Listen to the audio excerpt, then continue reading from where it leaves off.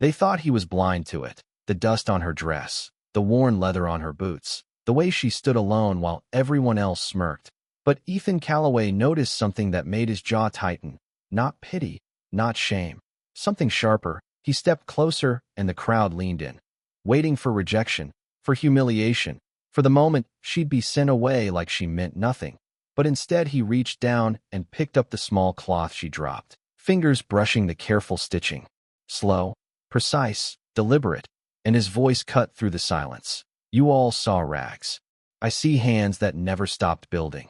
And suddenly no one was laughing anymore, because they realized too late what they had missed. Full story on my channel. They thought her silence meant weakness, that the poorest girl standing there had nothing to offer but shame.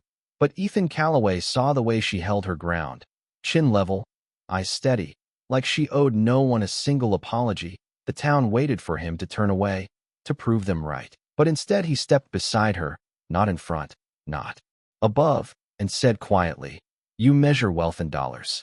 I measure it in what survives when everything's gone." And her fingers tightened just slightly, like she understood something no one else did. And in that moment the whole town realized they had just misjudged the one person who didn't need their approval.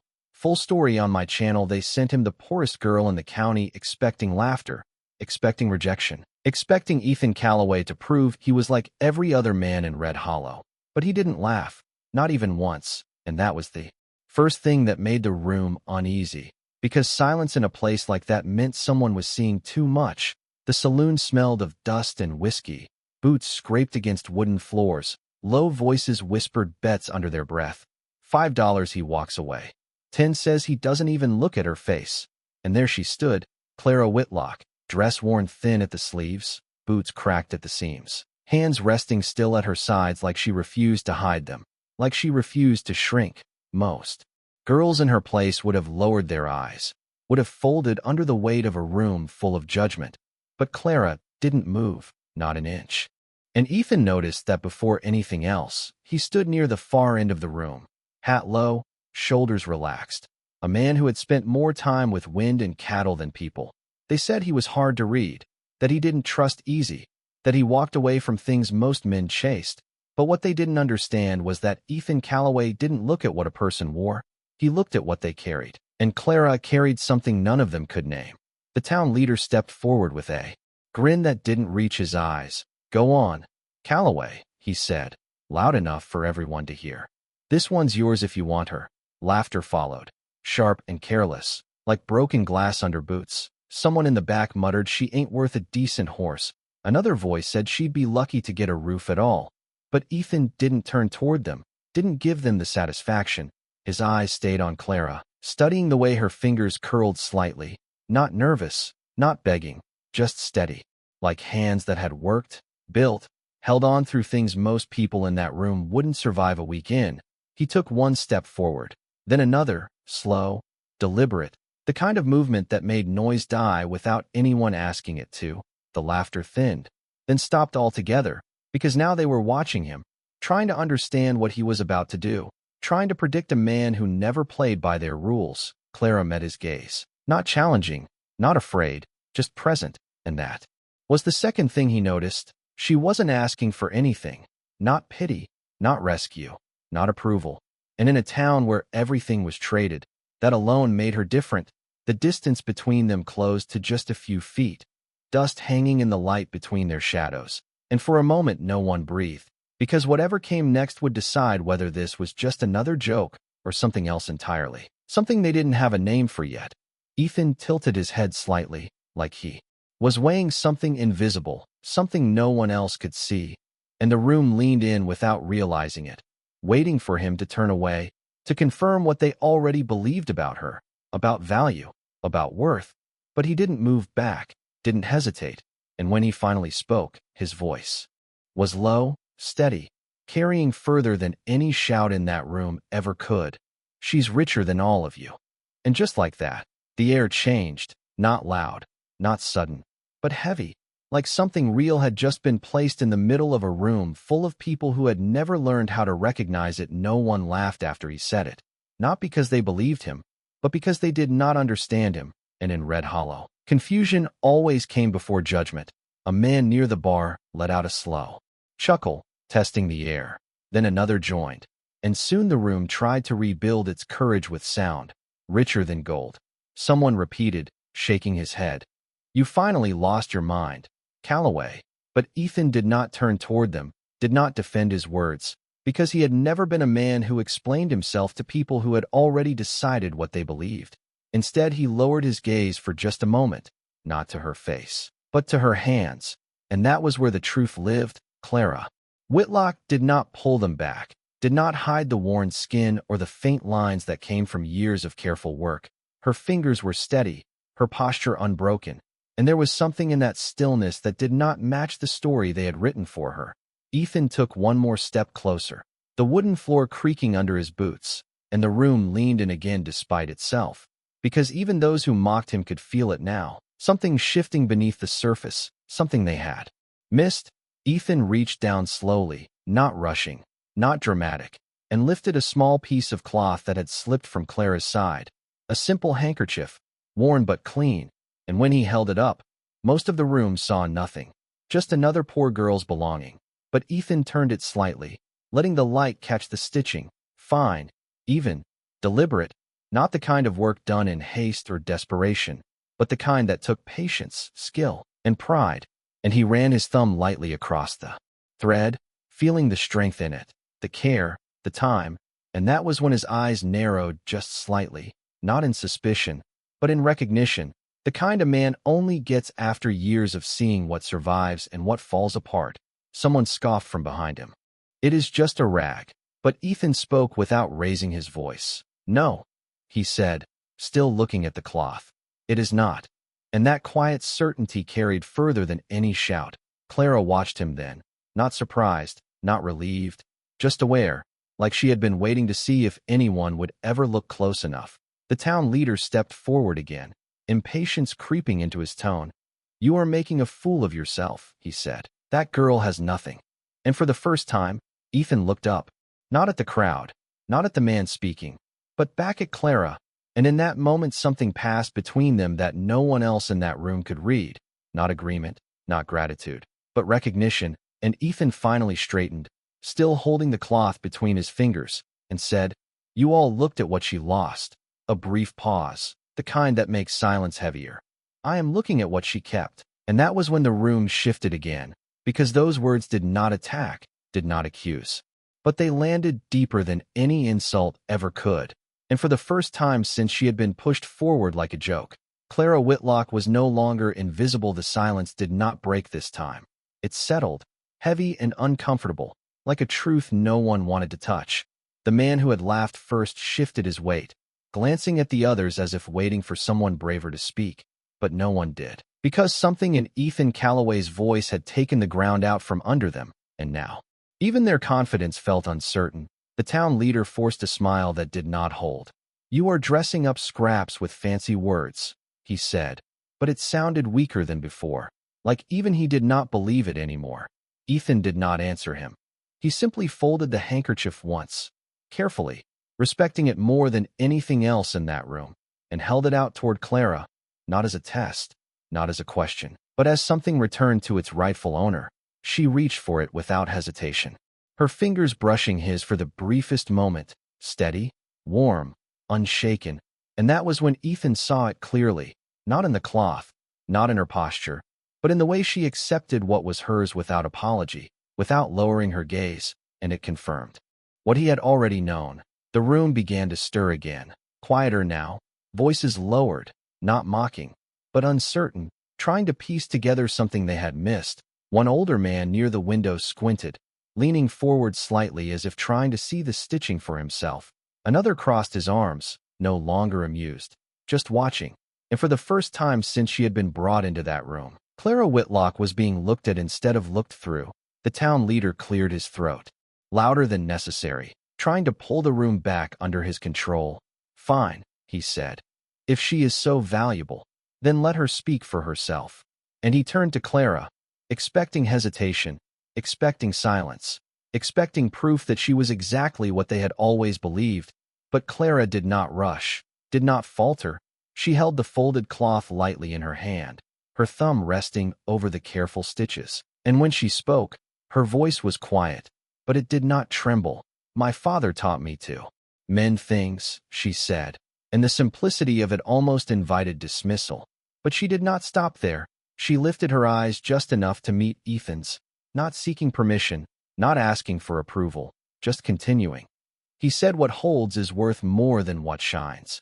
And something in those words moved through the room like a slow wind, subtle, but impossible to ignore, because everyone there understood the difference between something that looked valuable and something that endured. A name began to form in the back of the room, spoken low, uncertain at first, then repeated with more clarity. "Whitlock," someone said, and another voice followed. Her father was Thomas Whitlock, and that changed everything, not loudly, not suddenly, but in the way recognition replaces assumption. Thomas Whitlock had been a craftsman known across 3 counties, a man whose work lasted through storms, through years, through wear. A man people had trusted without ever questioning why, and now his daughter stood in front of them, dressed in worn fabric, carrying the same quiet skill in her hands, and the room felt smaller because of it, because they had not just misjudged a girl, they had forgotten what made a person valuable in the first place. Ethan did not smile, did not claim victory. He simply stood there, as if nothing surprising had happened at all, as if this was exactly what he had expected from the moment he first looked at her.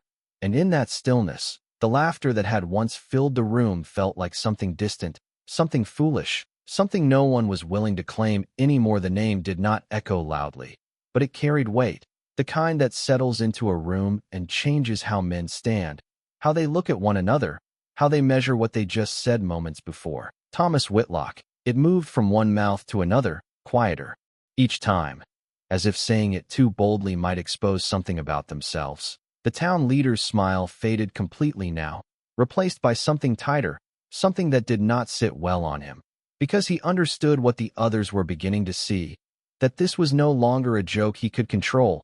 Clara did not move from where she stood, but the space around her felt different, not larger, not smaller, just clearer, as if the dust had settled and revealed what had been there all along.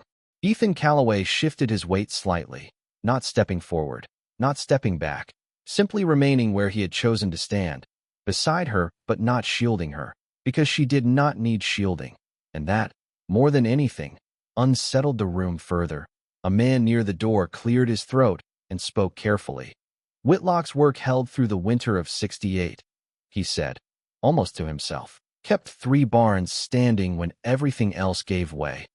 Another nodded slowly, remembering. "My father had one of his tools, lasted 20 years. The stories came in pieces, not proud, not loud, just factual.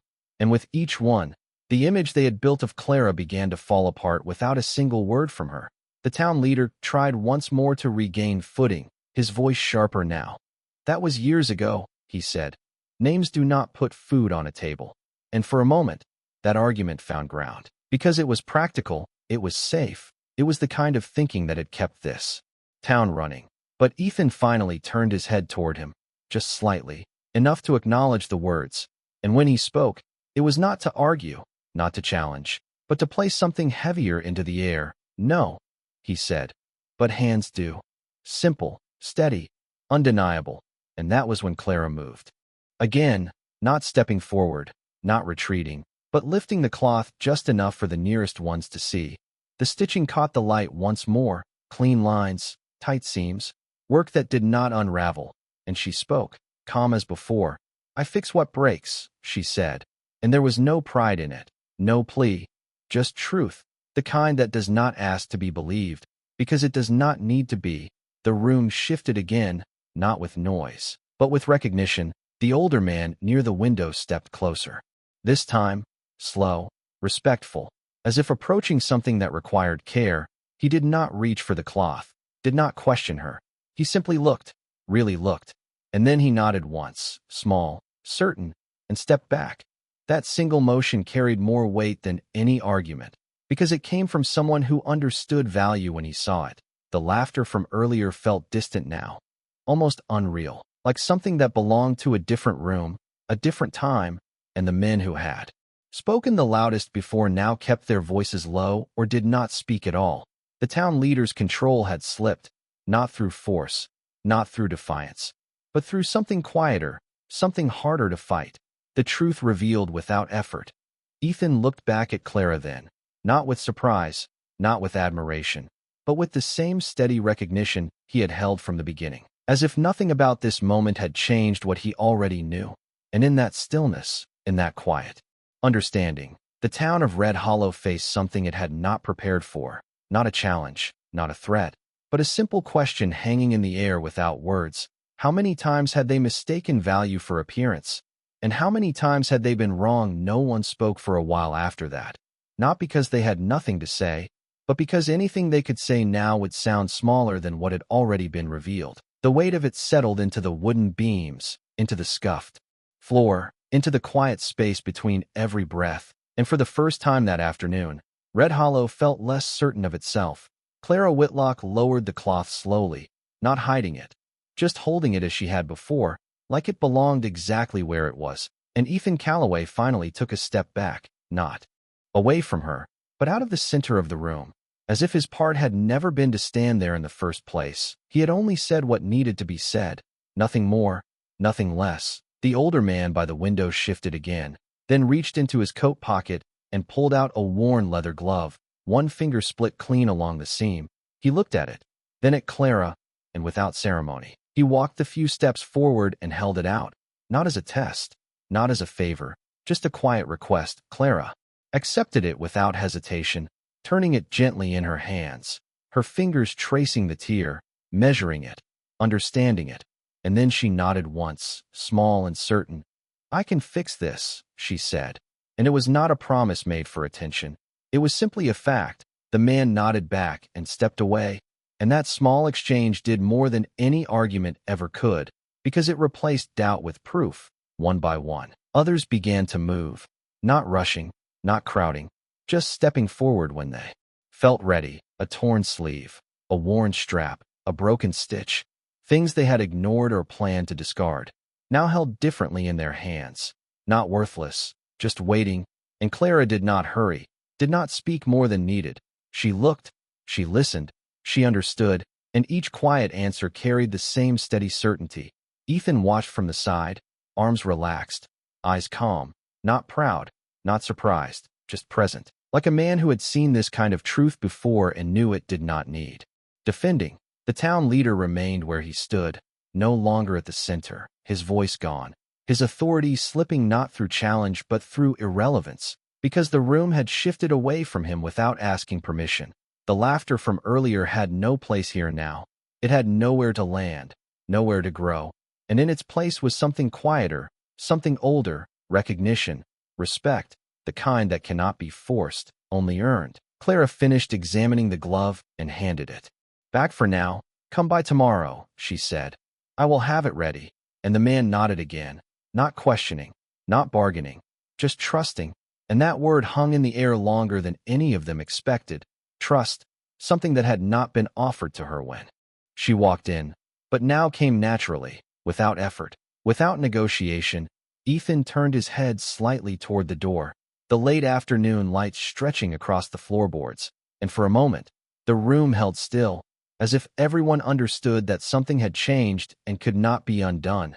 Clara Whitlock had entered as the poorest girl in the county, and without raising her voice, without asking for anything, she had become something else entirely, not richer in gold, but in something far harder to measure, something that did not fade when the dust settled, something that stayed by the time the last request was spoken. The room no longer felt like a place where people came to judge. It felt like a place where something quiet had taken root, something no one had planned for. Clara Whitlock stood near the center still, but now the space around her was different, not because she had moved, but because everyone else had, shifting their weight, lowering their voices, choosing their words more carefully than before. The air carried the faint scent of dust and leather, but beneath it there was something steadier now, like the beginning of trust settling into old wood.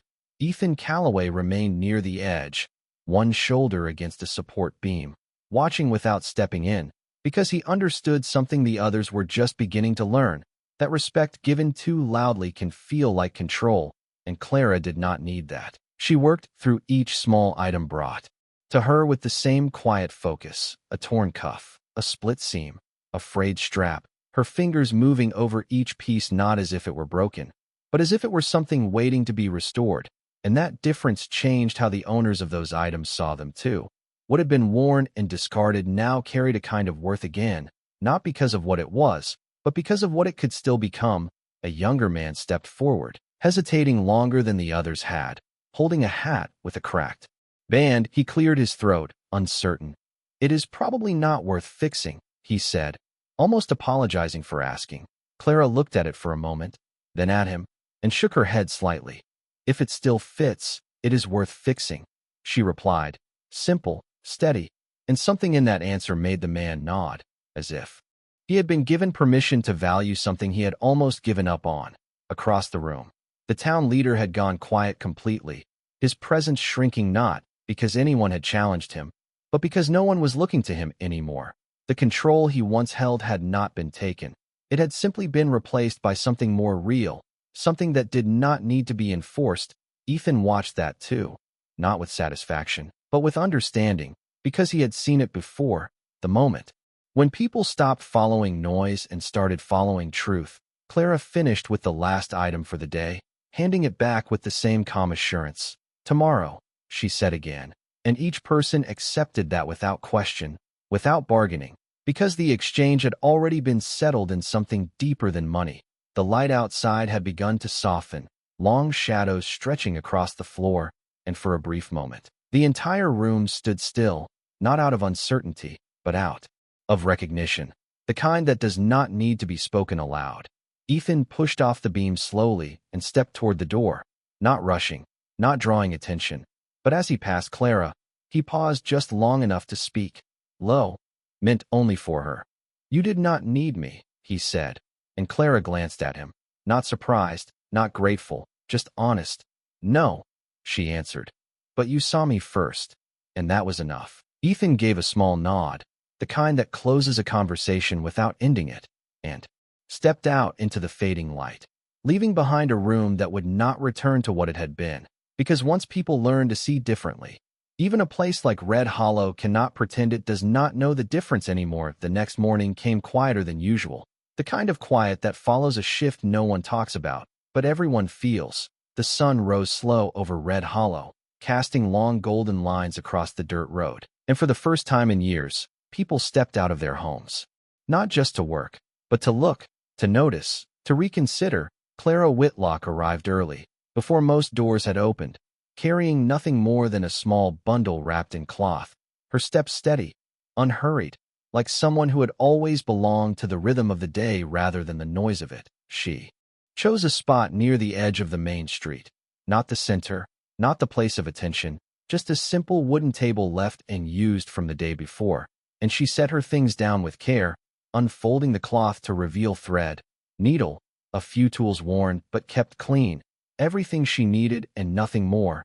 There was no sign, no announcement, no attempt to call anyone over.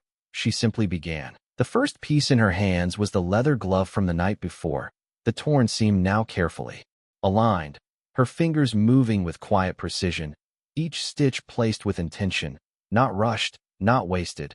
And for a while, that was all there was: the soft pull of thread, the faint creak of leather, the slow breath of a town waking up around her.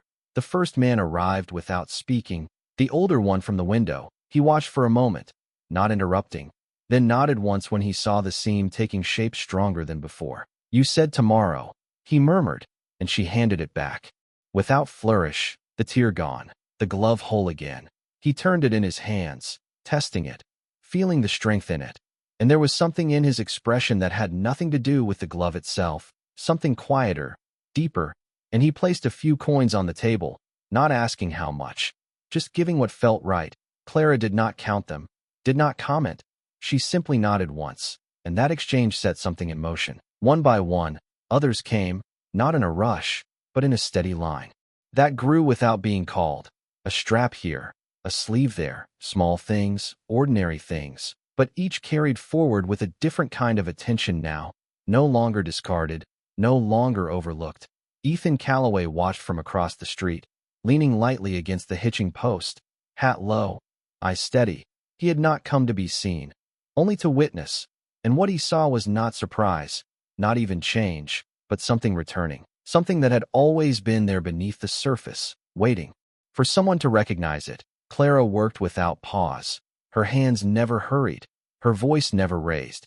Each person received the same quiet focus, the same level of care, whether they paid in coins or simply in gratitude, and no one questioned it, because by now they understood that what she offered was not measured the way they were used to measuring things. The town leader passed by once, slower than usual, his steps less certain.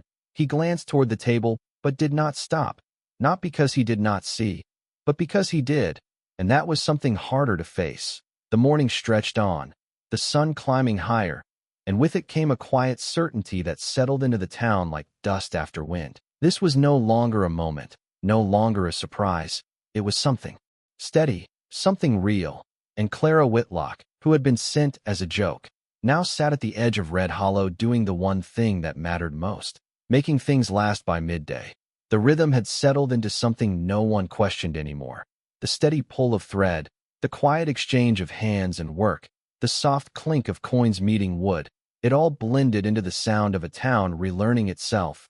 Clara Whitlock did not look up often, but when she did, it was never to measure who stood in front of her, only to understand what they carried. And that difference continued to change the way people approached her, slower now, more deliberate, like they were choosing their words before speaking them.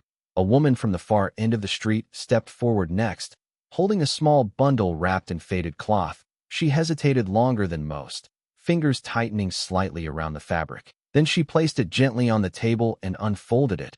Inside was a child's jacket, small, worn at the elbows, one sleeve nearly torn through. It was his father's, she said quietly.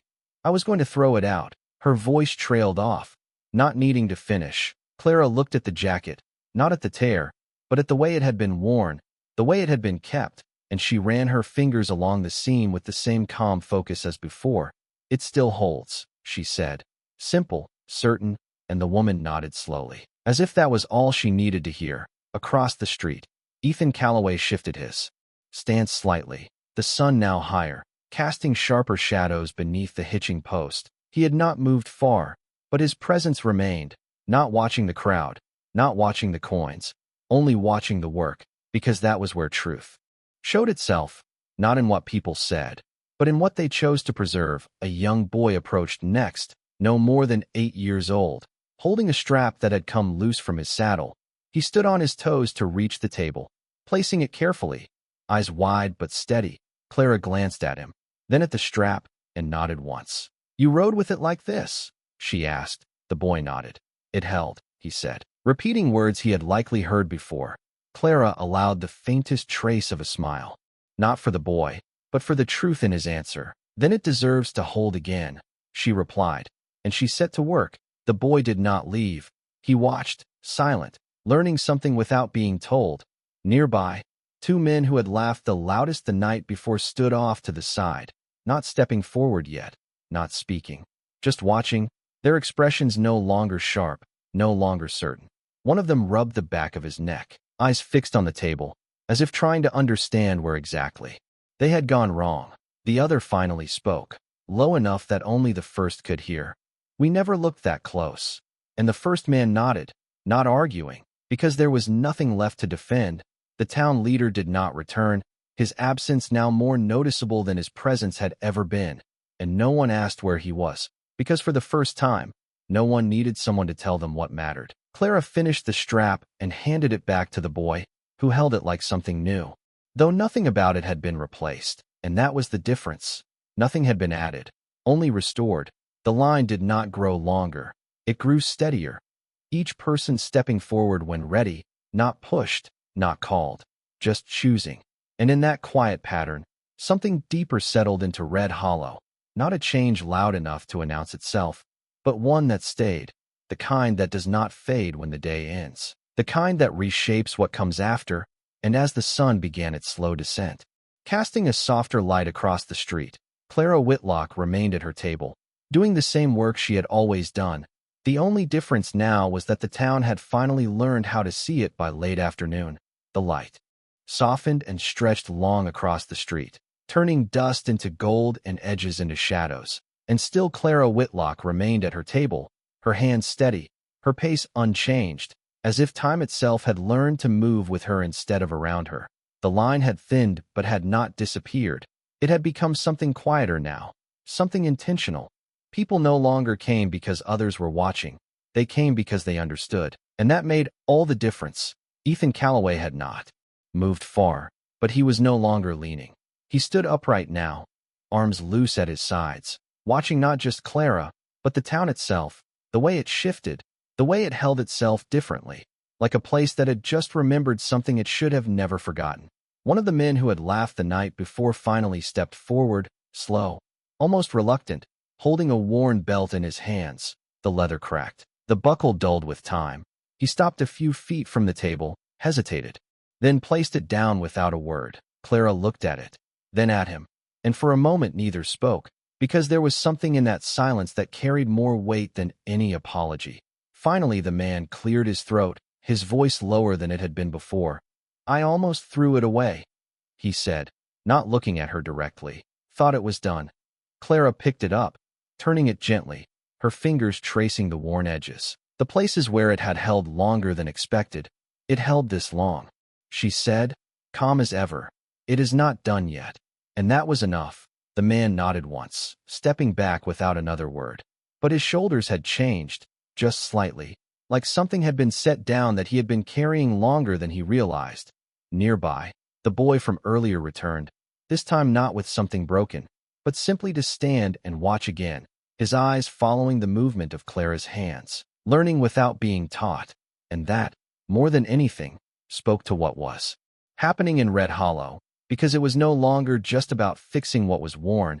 It was about understanding what should never have been discarded in the first place. The older man from the morning passed by once more, his glove now worn on his hand, the seam holding strong.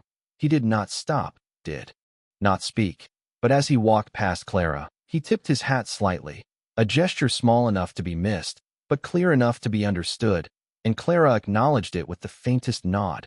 Nothing more, nothing less. Across the street, Ethan finally stepped away from the post, not toward the table, not toward the crowd, but along the edge of the street, his boots slow against the dirt, his gaze steady. He did not need to stay any longer, not because the moment was over, but because it had settled into something that no longer needed witnessing. As he passed by, Clara did not look up immediately, finishing the last stitch before lifting her eyes, and when she did, their gaze met once more, not with surprise, not with question, just with understanding, and Ethan gave a slight nod, the same one from before, quiet, certain, and kept walking, leaving the town behind him as the sun dipped lower. And in that fading light, Red Hollow stood a little different than it had that morning. Not louder, not richer, but steadier, as if it had finally learned that value was not something you could assign, only something you could recognize. If you were willing to look close enough, the sun dipped lower, turning the edges of Red Hollow into long, quiet shadows, and the street began to empty, not with noise, but with a kind of understanding that lingered in the air. Clara Whitlock remained at her table a while longer, finishing the last piece in her hands, a simple strap, worn thin but still holding. She tied off the thread with care, not rushing the final knot, because even endings deserve the same attention as beginnings. And when she placed it down, she did not look around for approval. She simply gathered her tools one by one, folding them into the same cloth she had brought that morning, each movement deliberate, each motion familiar, as if she had done this 100 times before in places far quieter than this. A few people still stood nearby, not waiting, just watching, not out of curiosity anymore, but out of something closer to respect. The older man lingered for a moment, then spoke, softer than before. "You staying in town?" Clara paused only briefly before answering. "For now," she said, and that was enough. No promises, no explanations, just a truth that fit the moment. He nodded and moved on, not asking more than what she offered, because he understood now that value was not something you pulled out of a person. It was something they chose to show. Across the street, the place where Ethan had stood was empty, his absence as quiet as his presence had been, and yet it remained, like a mark left not on the ground, but in the way people now looked at things. Clara tied the cloth closed and lifted it, light in her hands, though it carried everything she needed. She stepped away from the table without hesitation, not looking back, because there was nothing left unfinished. The town leader finally appeared at the far end of the street, walking slower than usual, his posture different, not broken, not defeated, just quieter. He stopped for a moment, watching Clara as she moved away, and for once, he did not speak, did not call out, did not try to shape the moment into something he could control, because even he understood. Now that this was not something that belonged to him, Clara passed him without pause, without acknowledgement, not out of defiance, but because there was nothing left to prove. The street stretched ahead of her, the last light catching in the dust around her steps, and for a moment, Red Hollow felt like a place caught between what it had been and what it might become. A boy stood near the edge of the road, the same one from earlier. Holding his repaired strap, he watched her go, then looked down at what he held, turning it in his hands as if seeing it for the first time. And in that small motion, something carried forward, not loud, not grand, just steady. Clara reached the edge of town as the sun slipped lower, the horizon wide and open before her. She did not hurry, did not slow.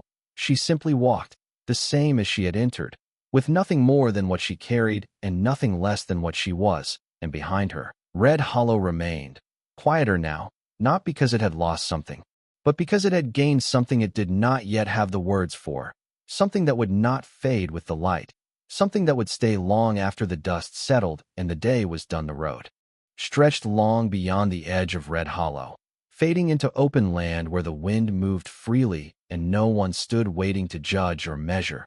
Clara Whitlock walked that road with the same steady pace she had carried all day, not looking back, not because she was leaving something behind, but because there was nothing left unfinished. The light behind her softened as the sun dipped lower, turning the town into a quiet silhouette against the horizon. And for a while, that was all there was. The sound of her boots against dry earth, the faint rustle of wind across grass, the weight of the day settling into something calm. Somewhere behind her, the town began to settle as well, doors closing, voices lowering, but not in the same way they had before. This was not the silence of dismissal. This was something else, something closer to reflection. The older man sat on his porch, glove still on his hand, running his fingers along the seam she had repaired, not testing it, just feeling it, as if understanding something through touch alone. The boy sat beside the steps with his strap in his lap, turning it over again and again, not because it was new, but because he had never looked at it this way before. Inside the saloon, the men who had laughed the loudest spoke quieter now, their words slower, more careful, not out of fear, but because they had seen what careless judgment looked like when it broke against something real, and none of them were eager to repeat it. The town leader remained alone near the far end of the street, standing where he had once controlled the room with ease, now simply watching the space where Clara's table had been, the empty wood still marked by the faint outline of where her tools had rested. And for a long moment, he said nothing, because there was nothing left to say that would restore what he had lost, not authority, but certainty, and that was harder to recover. Far ahead on the road, Clara slowed slightly as the land opened wider, the sky stretching above her without boundary. She shifted the cloth bundle in her hands, adjusting its weight, though it was light, and in that small motion, there was no hesitation, no doubt, just continuation, because what she carried was not tied to any one place. It was something she brought with her wherever she went, the ability to see what held, to mend what mattered, to leave things stronger than she found them. Back in Red Hollow, Ethan Calloway had not gone far. He stood at the edge of a small rise just beyond the last fence line, his figure still against the fading light, watching the road stretch out ahead. He did not follow, did not call out, because he understood something the others were only beginning to grasp, that some people are not meant to stay where they are finally understood. They are meant to move on, leaving that understanding behind for others to grow into. He lowered his gaze slightly, then turned away, heading back toward the quiet stretch of land he called his own, not carrying anything new, but knowing that something had been set right, and that was enough. And as the last light slipped beneath the horizon, Red Hollow stood in the dark a little differently than it had the night before, not changed in its buildings or its roads, but changed in the way its people would look at the next worn thing, the next quiet person, the next moment that asked to be seen more closely. Because once a truth has been recognized, it does not disappear. It waits, steady and patient, until someone chooses to see it again. Morning came again, quieter than the last, but not empty, the kind of quiet that holds something beneath it, waiting. The streets of Red Hollow stirred slower this time, not out of reluctance, but out of thought. People stepped outside and paused longer than usual, their eyes moving not just forward, but downward, to the things they carried, the things they had once overlooked. A man stood outside his barn, turning an old rope in his hands, worn, frayed at one end. He ran his thumb along the fibers, not testing its strength, but remembering how many times it had held when he needed it most. And instead of tossing it aside, he coiled it carefully and set it near the door, a small decision, but one that would not have happened the day before. Across the street, the older man adjusted his glove again, not because it needed it, but because he could, because it still held, and that mattered now in a way it had not before. The boy sat on the steps with a needle in his small hands, clumsy at first, pulling thread through fabric with uneven tension, but trying, because he had seen what steady hands could do. And somewhere in that effort, something new was beginning. Inside the saloon, the same tables stood, the same chairs, the same worn boards underfoot, but the conversations had changed, quieter, more measured. Men spoke of work that lasted, of tools that held, of things that were worth fixing, instead of replacing, not because someone had told them to, but because they had seen it with their own eyes, and once seen, it could not be undone. The town leader stepped out later than most. His posture still carried the shape of authority, but the weight behind it had shifted. He looked down the street, past the place where the table had stood, and for a long moment, he said nothing. Then he turned slightly, noticing something small, a torn sleeve hanging outside a shop. He paused, reached out, and instead of ignoring it, he adjusted it, smoothing the edge. A gesture so minor it would have gone unnoticed before, but now it carried meaning, because it was chosen, far beyond the town. The road stretched open under the morning light, and Clara Whitlock walked it the same as before, steady, unhurried, the land wide around her, the sky clear above.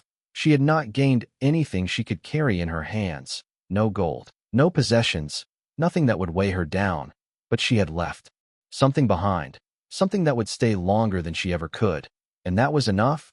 She paused once, just briefly, not to look back, but to adjust the cloth bundle at her side, then continued forward, her steps as certain as ever, because the path ahead did not need to be known, only walked. Back in Red Hollow, Ethan Calloway moved through his own morning, quiet, deliberate, tending to the same work he had always done. Nothing about his routine had changed, and yet something had, not in what he did, but in what he no longer needed to question. He worked with the same care, the same attention, knowing that what held mattered more than what showed. And in that understanding, there was no need for words, no need for explanation, only the steady rhythm of a life lived with purpose. And as the sun rose higher over Red Hollow, the town carried on, not transformed, not remade, but adjusted in small, lasting ways, the kind that do not announce themselves, the kind that settle quietly into how people see, how they choose, how they decide what is worth keeping, and what is worth more than gold.